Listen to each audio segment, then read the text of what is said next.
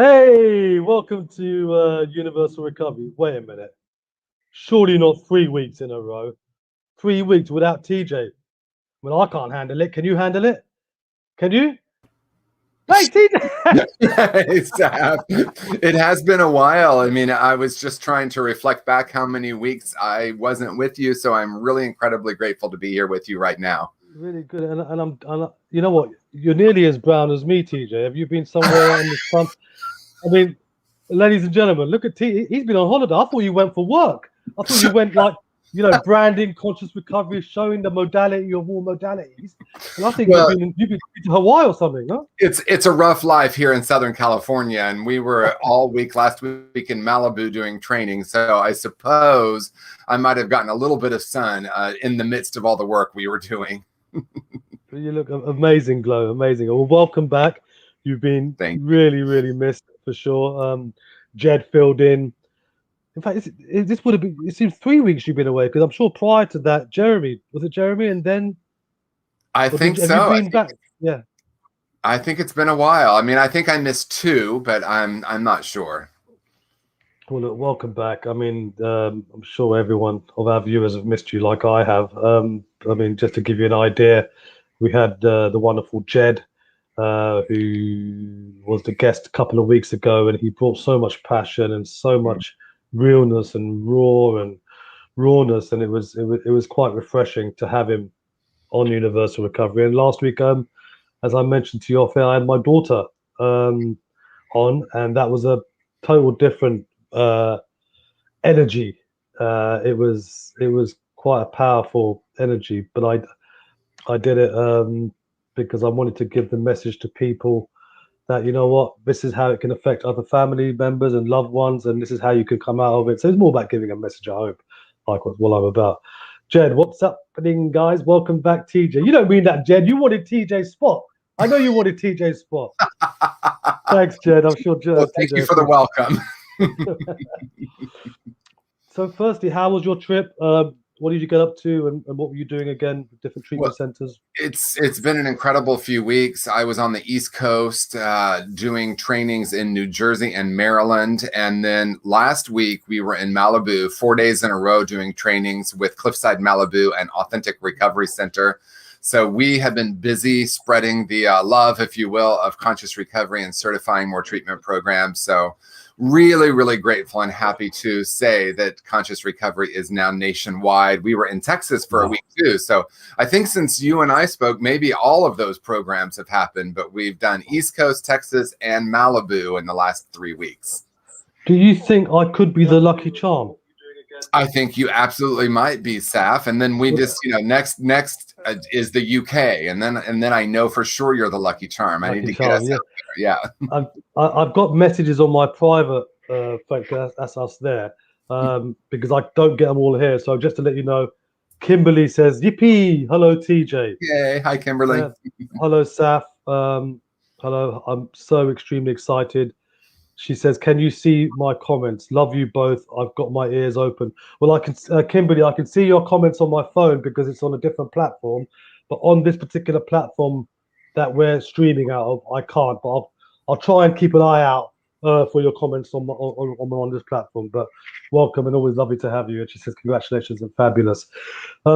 So you've been going to all these treatment centers, and you've been talking about this wonderful creation of conscious recovery, which is all you, TJ, but Jeremy's obviously got a big involvement in it. When you go there, what do you actually do?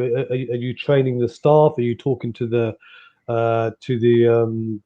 clients? I mean, what's the process when you go there? Just so if other treatment centers are watching, they can hook you up or hook us up in the UK, whatever.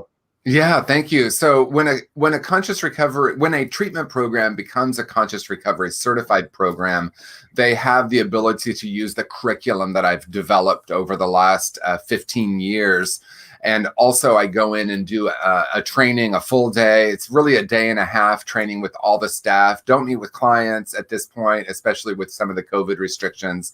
But I look forward to a time when I can actually connect with clients when I go to programs. But essentially, it's a day and a half of training, and then they use the curriculum. We go through what the conscious recovery method is.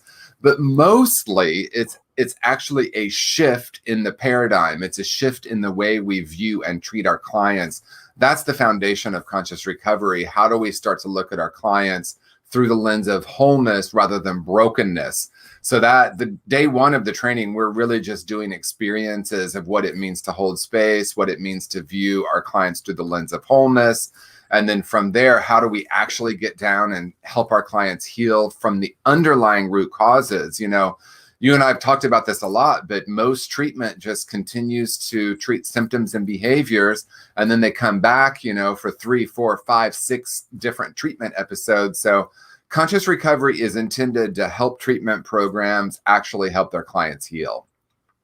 See, you know, we talk about coming from a place of wholeness as opposed to brokenness, but most people who are even looking to come into recovery or who have come into recovery are at a state of mind of just being broken, just being done, just rock bottom, whatever you want to call it.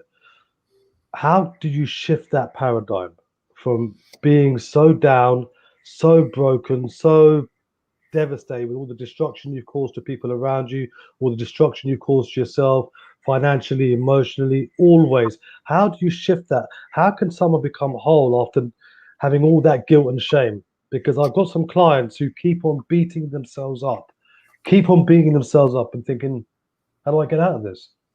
Yeah, as you know, Saf, we've talked about shame being one of the root causes of addiction. And most clients, well, actually, I'll say just about 100% of the clients I've ever worked with, and also in my own journey of recovery, I was carrying so much sense of brokenness. And that's what we see clients presenting with. It's, I feel broken, I feel damaged, I feel like there's something fundamentally wrong with me. And we don't go into good or bad or right or wrong about that. We just become curious about what gets created when we as counselors, therapists, and clinicians kind of also co-sign on that a little bit. In other words, we tend to look at our clients as what's wrong and how do I help you fix it? And although that's really well intended, I think the deeper approach and the new paradigm of treatment that many of us are ushering in, including conscious recovery, we're asking the question, what gets created when we view our clients as broken? Does that create more brokenness? And it doesn't mean that we don't need to be accountable, right? So sometimes people, when they hear me talk about the new approach, they hear me say, well, we don't need to be accountable for all the wreckage we've caused in our lives. That's not at all what we're saying. What we're saying, though, is when we start with a baseline of wholeness rather than brokenness, we can actually start to heal, and then we can actually be accountable for our behavior. But when we believe we are our behavior, I think we can get really, really stuck in a belief in our own brokenness. And I think that shame just keeps perpetuating more addiction. And then we're in this shame spiral that includes people relapsing, using drugs to bring relief from that. So we're wanting to interrupt that and really create a whole new way of viewing and treating addiction. Because when we came into as well, we were whole and perfect, right? And we got someone saying 15 years clean. Congratulations. Yesterday. Fantastic. Please give us your name so we can give you a shout out. And whether this is the same person or not, if you are, Steve, give us your name, or just give us your name, whoever you are. But this person says shame and guilt being the worst feelings for relapse. Exactly that. That's exactly right. When we and I appreciate that you called them feelings, and they're also a state of being, right? Shame, especially. It's like I feel completely broken, and then I continue to replicate that in my life. And then, of course, people relapse because it's too painful to live long term with a belief in our brokenness. And then, we see it everywhere in the world. So it is a feeling, and it's also a way of being. And that's what we're wanting to really shift. That belief in brokenness, is that the same as feeling sorry for yourself? It's interesting. I love that you asked that question, Saf, because I do think sometimes people will say, I don't want to feel sorry for myself anymore. I want to move into solution. I understand that. And feeling sorry for yourself, I think, is a narrative or a story that we have what we want to do, and it's a little bit nuanced, we want to look at the ways that we have felt stuck in a belief in our brokenness, in the vibration of brokenness, in a deeply held core false belief that we're unworthy. And then when we're in that experience, we cannot really break the cycle of addiction long term. And so on one hand, you could say, yeah, it's feeling sorry for yourself. But I think there's almost a sense of judgment with that. Oh, I shouldn't feel sorry for myself. And we don't want to do a bypass and pretend like it's not happening. So another way to say it is the only way out is through. And when we actually start to identify the shame and work through it, we come back to our natural state, which is joy. We didn't come into this world feeling ashamed and broken. That was taught to us. With the environment, with the people who are older than us, the way we've been brought up. Got a couple of messages on my phone from another platform. Frank Hennon's watching. Hi, Frank. I knew my son used to do kickboxing with Frank. I'm sure. Wow. So hi, Frank. Long time. Kelly. Hi, Kelly. Welcome. Welcome back. She says, hello, beautiful souls. And she's watching. Kimberly says, 25 days, open-minded and willingness. Learn to love myself. Wonderful. Beautiful. Thank you, Kimberly. Again, this Facebook user, you're from Cambodia. Please give us your name so we can give you a shout out. But lovely to have people from all over the world. It really is. So what do we say to people, TJ, when they keep on beating themselves up? Is that related to guilt and shame? I think it is. I think it's related to guilt and shame, because I remember when I used to drink or take drugs and I felt guilty, the only way that I felt at that time was to keep on taking drink and drugs. Because I've already done it, I'll keep on doing it just to get away from reality, because I couldn't face reality. I couldn't face the problems that I'm going to get at home. I couldn't face what's happening in the world. And the only way to get through that drink and drugs state of mind was to take more drink and drugs. Well, and I guess I would have a question for you, Saf. Like, how did you move out of that? Because you're a person in recovery who has done a lot of the deeper work. How did you move through that for yourself? I mean, I can answer it too, but I'm curious for you. Yeah, it's I mean, we talk about broken, we talk about rock bottom, but I use the word sometimes that I was just done. I was just exhausted, TJ, exhausted. Right. It was. And it's one of those questions that I can't really give the answer to, because I'm a strong believer, and I have been in recovery, but I wasn't that. I'm a strong believer that if you want to make the change, if you want to come out of a life from drink and drugs, the first thing is you have to want to do it. You have to acknowledge there's a problem, and you have to want to do it. That wasn't my story. I remember going to the rehab place, because my daughter and my wife and other family members took me there.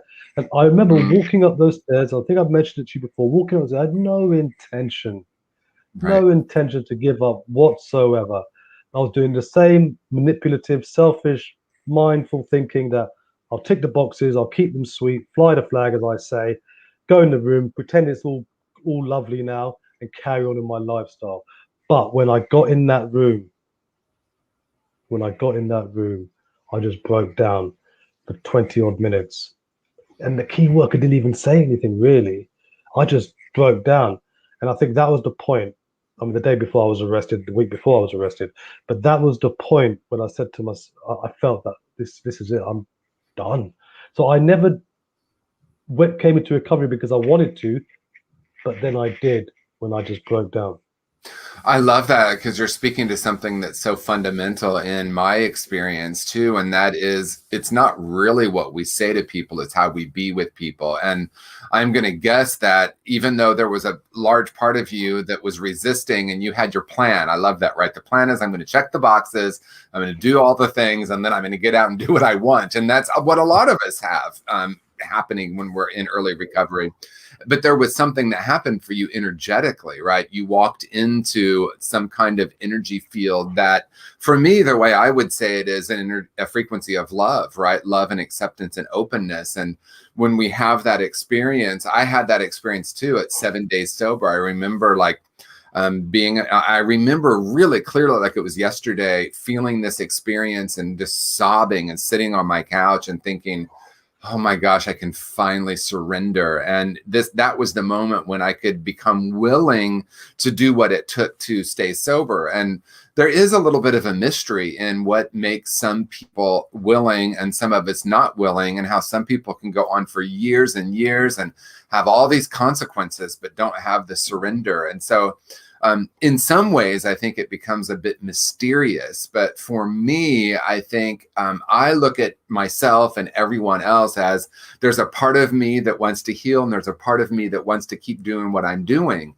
And when I normalize that and recognize that's the human experience, and we talked about this a lot in Malibu last week, I think traditional treatment we've been at war with the part of our clients that don't want to be there.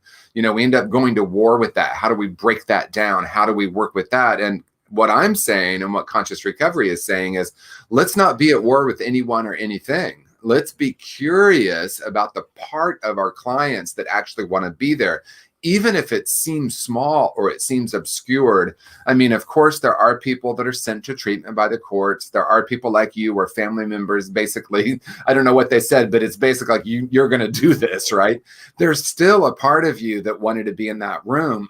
And when we start to become curious about that, rather than the part that's resisting, I think that's where we can start to have that moment where it's like, oh, wow, my soul is yearning for this. My ego might not be, my story might not be, all my strategies might not be, but there's a place within me and within each of us that really wants that love and connection. And many of us have been running from that for many, many years, although it's usually unconscious. But through our addiction, we might be seeking love, but we're really pushing it away. And as you were talking, TJ, I'm thinking, it was probably the first time, because I did try and have abstinence before my own, and I lasted a fair bit of time, but I was still doing drugs. It's probably the first time that I was with someone, whether I was intentionally crying out for help or not, but someone who had been where I'd been. It was the first time in 33 years. Yeah. And I think that might have had something to do with it, without her even saying anything. Got a few more messages on my phone. Alan Briggs. Hello, Alan. Welcome to the show. Angel's back. I've got you on my phone. I haven't got you here, but hi, Angel. And Roland Anderson. Hi, Roland. How you doing, buddy? Roland's a friend of mine who I used to go to school with. So it's great to have Roland. I haven't seen or spoken to Roland for 30 years. So it's great to have him watching the show. Angel says, not all want to clear their attachments. Spirits that have cling on to our body chakras. Not all healers talk loud about it. Thank you, Angel. I can't unfortunately put it up because it's on another platform, but I can put Jed's comment up, and he says, I had to redefine my will with a new expression for life. Beautiful. Yeah, let's go back to what Angel said. Can you read that again? Because I think it's really powerful. She says, not all want to clear their attachments. Spirits that have cling onto our body chakras. Not all healers talk loud about it. That's how it's said. Yeah, I mean, the way I'll talk about it, and I think there are multiple layers we could address with that. I'll talk about the attachment piece because I think it's important. And again, it's kind of going back to the framework of conscious recovery. We look at it as we develop these core false beliefs about ourselves, and then we develop strategies to try to manage it. And when we're talking about attachment, and Saf, you and I have talked about this before, we're trying to attach with someone or something for love and connection. And when we don't get that as little children, we end up having what we call attachment wounds. And then we're looking to the world, or we're just pushing the world away because we're more avoidant in our attachment. But underneath all of that, I really have my experience has shown me that we're all really, truly wanting love and connection, but the strategies to resist it or the strategies to try to manipulate or manage that, those can get in the way of it. It reminds me of what the poet Rumi says, our job is not to seek for love, but to address all the layers we put on top of it, right? And that to me may be what Angel's speaking to. It's like I have all these strategies to try to protect myself, and what my soul is yearning for is love. And rather than trying to find love everywhere, which is certainly what I did and what a lot of clients I work with are doing, we can rest in something much deeper, and that is reconnecting with the love frequency that we are, and that ultimate truth of who and what we are. And then the way we attach to the world is completely different. Exactly. And I don't know, how, it's probably not related, but there it is. That Buddhism quote: seeking something that is not available and avoiding something that's unavoidable is a source of human suffering. That's right. Clinging and aversion. That's that basic Buddhist concept that is life-changing when we really lean into it. Another way to say it is suffering comes from clinging to what we want and averting from what we don't want. And I think the reason that's so powerful, because, sometimes we hear these quotes or these concepts and we're like, oh, yeah, that rings true. And then when we lean into and start to actually practice it is where we find freedom, right? If I can move away from clinging and averting, and we do this all the time, right? Like, oh, it's a rainy day. Oh, it's so unfortunate. Oh, it's so gloomy out. And that's just resisting what is. And as Byron Katie says, nothing could be more futile than arguing with what is. Like when I lived in San Francisco for 29 years, I was astonished that people would complain about the fog. Just like now I live in LA, and like if someone says, oh God, I can't believe there's so much traffic. It's like, okay, that's part of the experience here, right? And so we can either accept it or we can leave it, because most of the time something like that we can't change. And when we spend time resisting what is, we truly suffer. Exactly that. I've got a couple more comments and hellos. Hi, George. Good to see you, George. Welcome to the show. Angel says, I went to a course in the weekend, cleared 20 attachments from all there and even the teacher. Wow. So she cleared 20 attachments.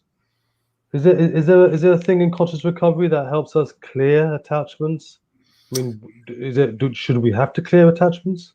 Well, I think what Angel's talking about might be a little different than what I'm referring to. So in conscious recovery, we don't exactly address that, but what we do address is that we are all energy, right? We are communicating primarily through energy. We develop these wounds about ourselves energetically. And so the way we say it in conscious recovery, again, is returning to the whole and perfect being that we came in as. And from that, the attachments start to work themselves out. In other words, like I said before, we're not fighting with the attachments or the strategies. We're resting in a deeper reality. And then there's a large focus on what needs to be unlearned, right? Unlearned, dismantled, looking at all those ways we've developed all these strategies to not actually get what we want. And it's such a beautiful point you said, because everyone talks about learning this, changing that, transforming this, but not many people talk about unlearning.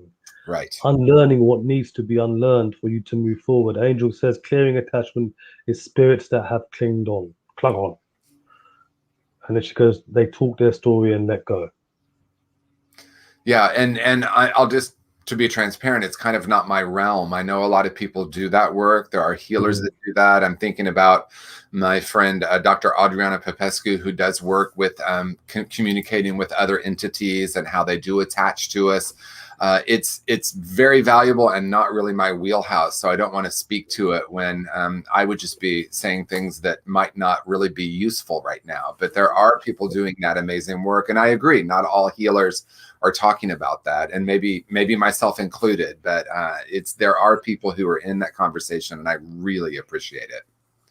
That's why I kept my mouth shut, hoping that you would take over, TJ. But Kimberly's got a question for you, TJ. TJ, I have learned to say I don't know, and it's a really big point of power. I just keep my mouth shut, and I'll just give you that look. TJ, take over, help me. But Kimberly's given a message to you direct. She says, okay. TJ, did you know Ron Burt? He's from San Francisco Buddhist from the Zen Center. He is my brother-in-law. Oh, Ron Burt. No, I don't. No, yeah. So he's a San Francisco Buddhist from the Zen Center. So yes, I love the Zen Center there. Yeah. Thanks, Kimberly. Keep them coming, guys. Yeah, so it's really interesting because when we talk about unlearning Yeah. something to move forward, and then you've got the NLP side of things, the neuro linguistic programming side of things, where you relearn, but that's like unlearning as well, isn't it? NLP, is that a form of unlearning or changing your thoughts? So I will say something about that because I think it's really important. In conscious recovery, and Saf, you and I have talked about this a lot. There's an Indian proverb that says we're a house with 4 rooms: physical, intellectual, emotional, and spiritual. And for me, the way I'll say it is there are aspects to all healing that live in all 4 rooms. Conscious recovery is really looking at the emotional and spiritual rooms. In my experience, identifying the narrative or the core false beliefs is really important, of course.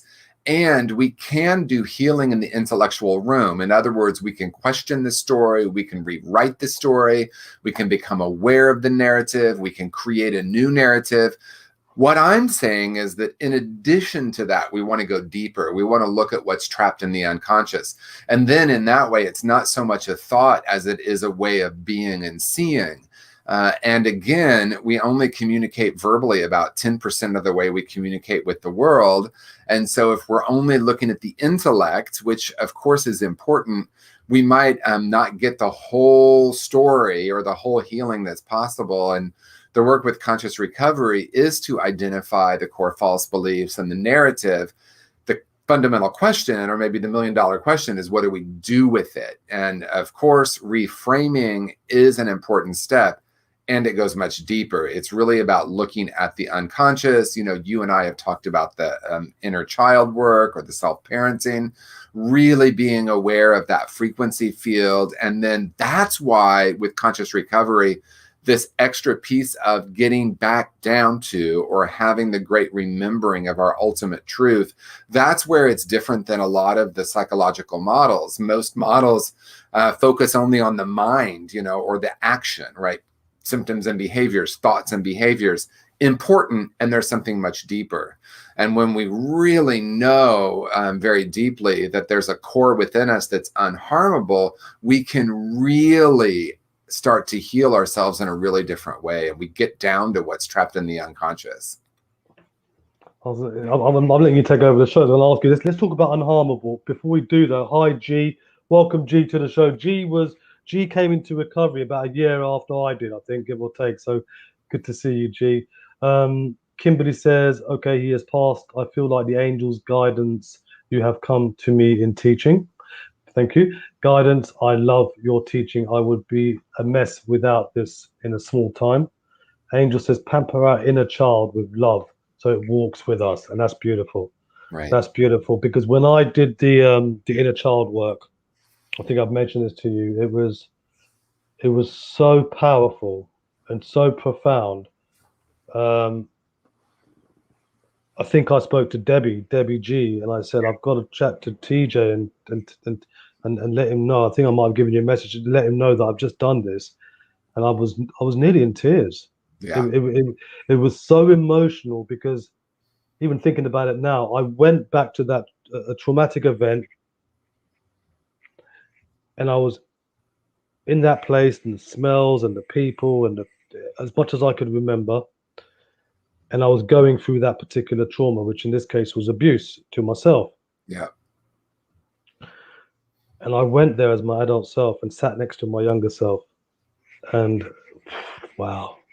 Yeah. And that's the deep Wow. healing, right? Because what happens is we end up making these massive decisions about ourselves and the world at such a young age with very limited information. And, the early childhood, when we develop, our mind isn't even developed enough to understand the whole picture. Maybe our minds are never developed enough to understand the whole picture. But as little children, we tend to think, if a caregiver is mad at us, we did something wrong and we are bad people, right? We take that on because we don't have the ability to understand, oh, maybe this isn't okay. maybe this is abuse, right? We don't have that, not only the vocabulary, but the way of understanding it. So we end up taking all of this trauma on and trapping it and then making these core decisions. And that's why with the inner child or the self-parenting work, we actually get back down to the moment we decided it. So trauma healing, and we've talked about this, it's not re-experiencing the trauma over and over again. That's not where the healing is, because that's just like ripping a Band-Aid off of a wound. We get down and recognize that we have the ability to make some different decisions. I even go so far as to saying that we can change the past. And what I mean by that is it's less what happened and more about how we experienced what happened. And then we can recognize that we can re-experience what happened and make some different decisions about ourselves. And then the world starts to change, and it feels miraculous because it is. It feels magic because it is, because we go back to the root of where we made these huge life decisions and change that. And then from there, we experience things differently in the world as adults.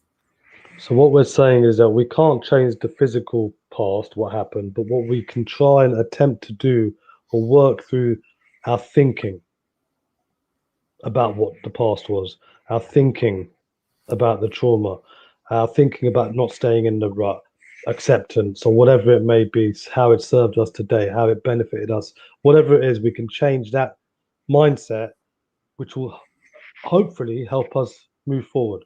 Is that what we're saying?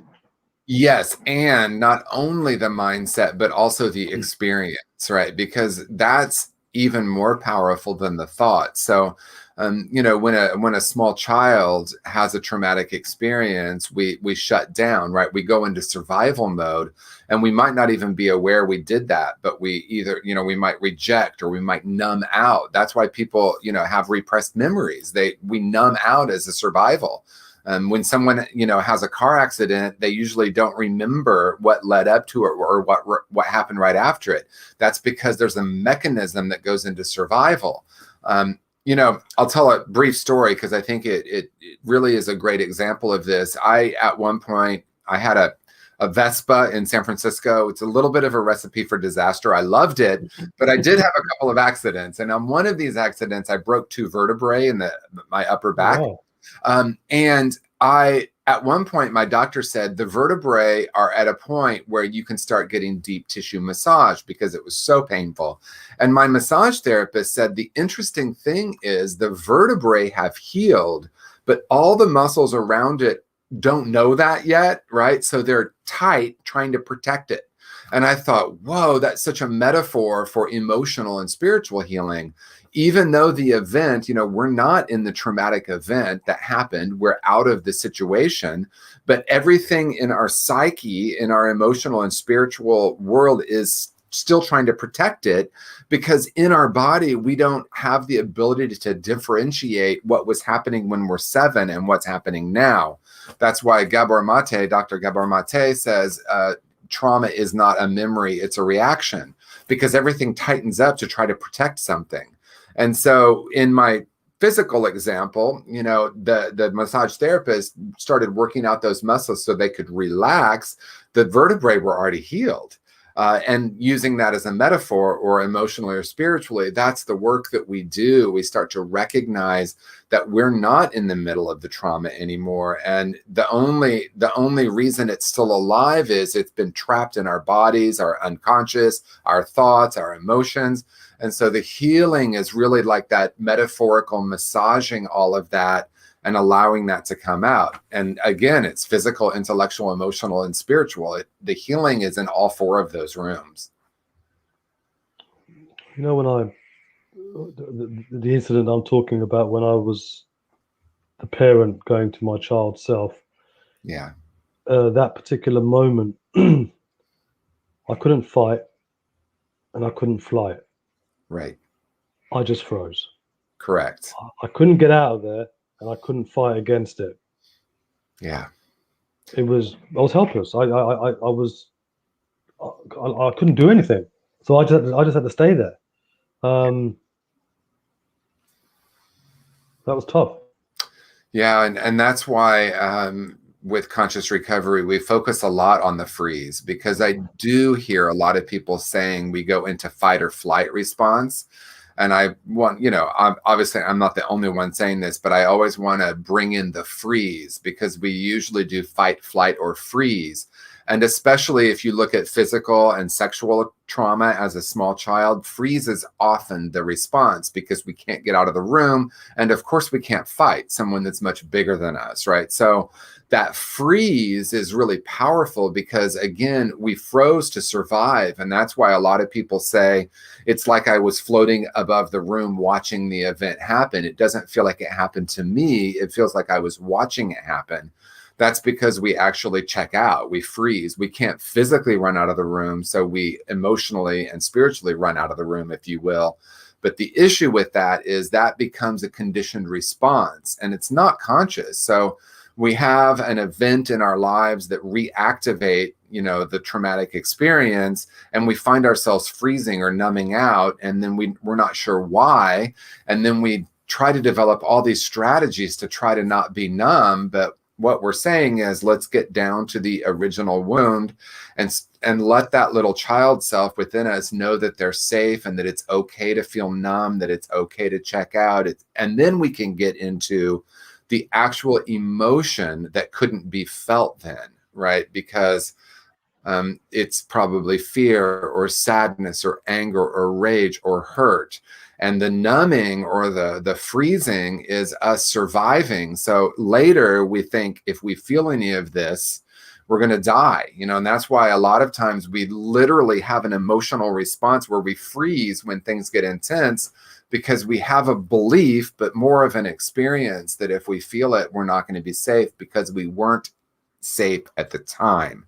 And that's the important part, right? To recognize that we can create safety internally by allowing ourselves to feel some of this. Again, not re-experiencing every traumatic experience, but start to have the relationship with that self where we can start to thaw out of that numbing experience.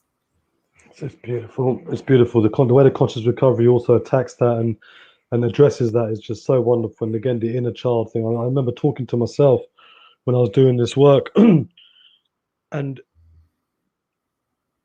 everything felt okay. It's okay. Yeah. It is okay. Not what you're going through, but how you're going to come out of it. It's okay. Yeah. And the only way you can do that is if you're alive today to do that. Of course, otherwise you can't do it. So the fact that I am alive to be able to speak to my younger self and say it's okay. Yeah. And the three phrases we use in conscious recovery, and Saf, you know this well, the three phrases are: it's okay to feel that way, you're safe now, and I'm here for you. Because even if it's not a traumatic experience we're talking about, most of us didn't get the messaging that it's okay to feel that you're completely safe and that there's someone there for us. A lot of us, even if it's something subtle, it's like, go to your room and so you can stop crying. So there's a message it's not okay to feel. And then we feel unsafe because we're not allowed to have our emotional experience. And then we feel abandonment because we're separated in some way. So whether it's something we consider a small event or something we consider a big event, those three things are really important, because that's mostly what we didn't get, especially in a traumatic experience, whether that's physical, emotional, spiritual, sexual trauma. We did not get that. And then we ended up burying it. And it's still there and it's running the show. And we don't do big T, little t trauma, because trauma is trauma. I've got a few hellos to say. Hi, Janice. Welcome to the show. Hi, Imi. Imi's my nephew. Hi, Imi. Welcome to the show. Hi, D. What's up, brother? Welcome to the show. Hi, Mahreen from South Africa. How's it? How's it, my susi? My lekker susi? And Angel said, I still seek safety and loving hugs. Yes. And that's what it's about. That's what it's about. I mean, I've stopped calling addiction now. I call it bonding or connection or brilliant strategy. Right. I use those three things, and then I'm thinking, why is it a connection? Why is it bonding? Why is it brilliant strategy? Because it is. And then you look at what the reason is. So I try to call it addiction. Then I try and look at other connections and other bondings and other brilliant strategies. Right. That's why I talk to my clients like I did today. From a very good client of mine, I want to go say hi to Iram from Istanbul. and we were talking about this. And she's a big fan of yours, by the way, TJ, and she's definitely watching us tonight on YouTube. So, hi, Iram. Good to have you with us as always. D says, Marion says, hello, everyone. D says, keep up the good work. Healing, Angel says, healing hearts, connecting. Yeah. It's beautiful. Oh, it's just amazing. Yeah, because a big part of recovery is connection, of course. And it's both inner and outer connection. It's not one or the other.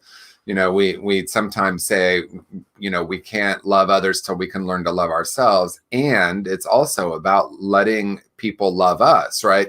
So it's both and. And the ultimate connection for me is reconnecting with our essential self. And in the midst of that, community is so important. This is why 12-step programs are all over the world, and they help so many millions of people, because someone might not feel even worthy of love and connection, and they walk into a room of, for the most part, well-intentioned people that help them experience acceptance and love. You know, and the cliche is, let us love you until you can love yourselves. And I think that's a profound wisdom, because I couldn't love myself in the beginning. All I could do is try to not drink and use.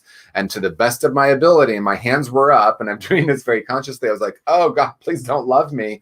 But I started to thaw out, and I started to let some love in. And then the ultimate work, right? And for me, it was a little later in recovery.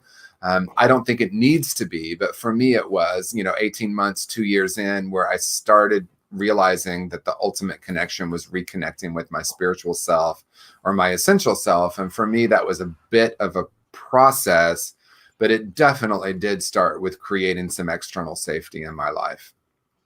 Definitely. I've got someone thanking me for saying brilliant strategies, TJ. Hey.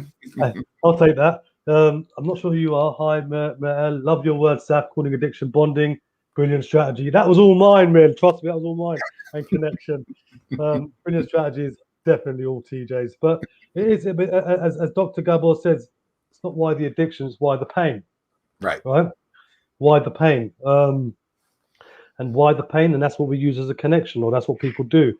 And it's it gets you away. It's like a release. We don't call it coping mechanism, do we? Why, remind our viewers why we don't call it coping mechanism. So there's a lot of language that I'm interested in imagining or reframing or rewriting, and coping mechanism is one of them. And it's very simple. It's because I don't want to cope. I don't want my clients to cope.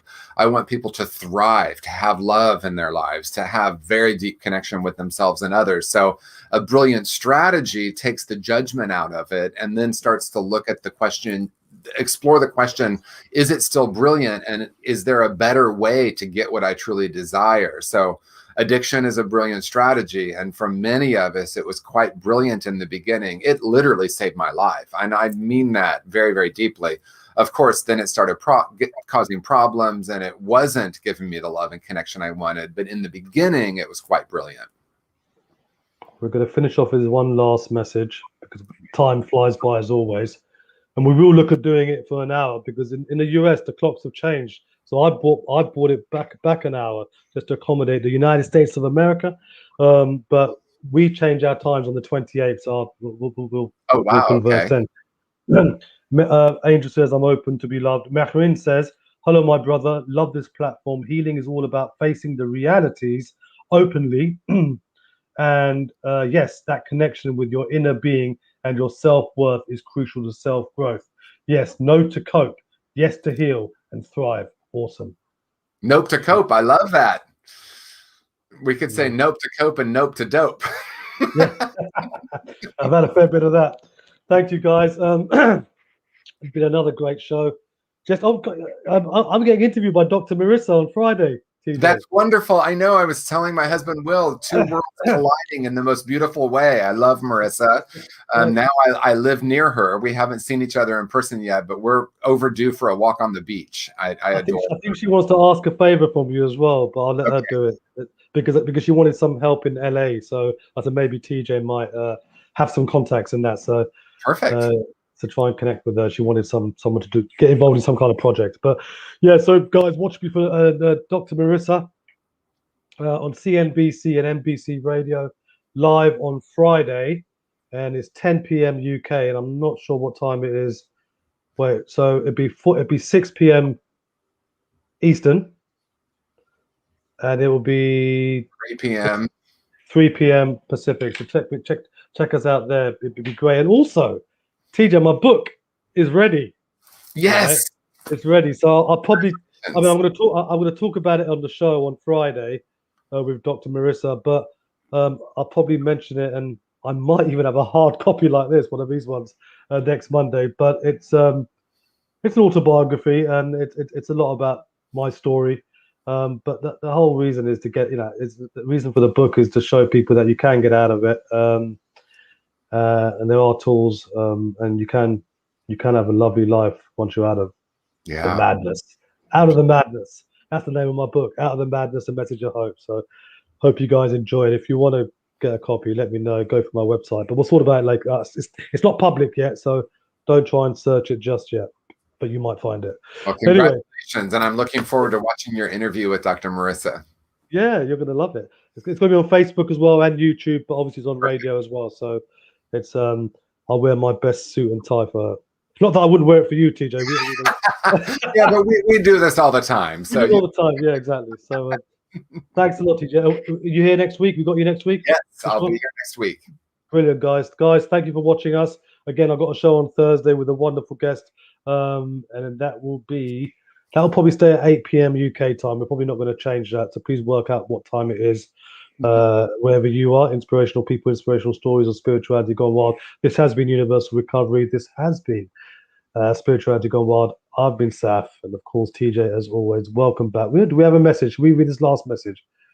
Oh, I think we should read it because it's a nice little message. Great insight to share, one breath at a time. Yes. Peace. Thank you. That's a beautiful word. Thank you, Jed, as always, for everything, guys. Peace. Take care. Bye. Thank you.